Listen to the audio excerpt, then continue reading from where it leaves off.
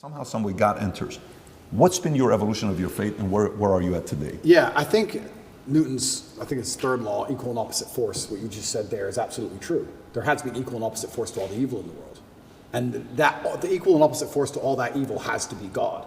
And I've talked about this at length even with atheists, and I try and say that regardless of whether you're an atheist or not, you're thinking of God as a man in the sky, but you need to think of God as a concept as a whole.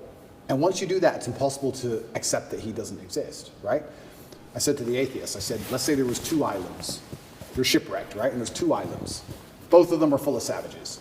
On one island, you and your friend are shipwrecked. On one island, your friend goes and he crashes and they kill him and they eat him. And you go to another island and they want to kill you and eat you, but they don't because it's against their religion. Mm-hmm. Did God save your life? Who cares? Who doesn't even know the name of their God? But their God said, don't kill shipwrecked survivors.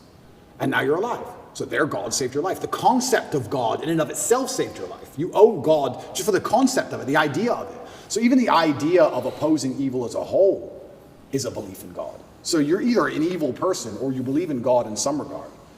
And then once I understood that there had to be an equal and opposite force, I was raised Christian. I live in a Christian nation. Romania is actually, I think, the second or third most Christian country on earth. It's a very Christian country here. It's churches everywhere. They strongly believe. And that's where I began my journey, but I always had a very healthy respect for Islam because I understand that to a degree, to have a religion at all, you have to have an intolerance, to a degree.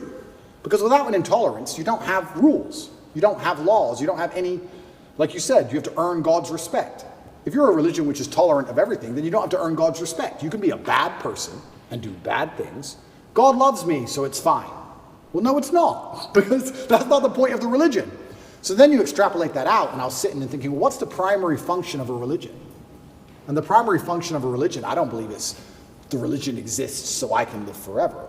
I mean, that's a nice thought. But I think on a macro level, the primary objective of a religion is to restore and contain some degree of traditional value within the society. How do you judge, let me change the way I worded that.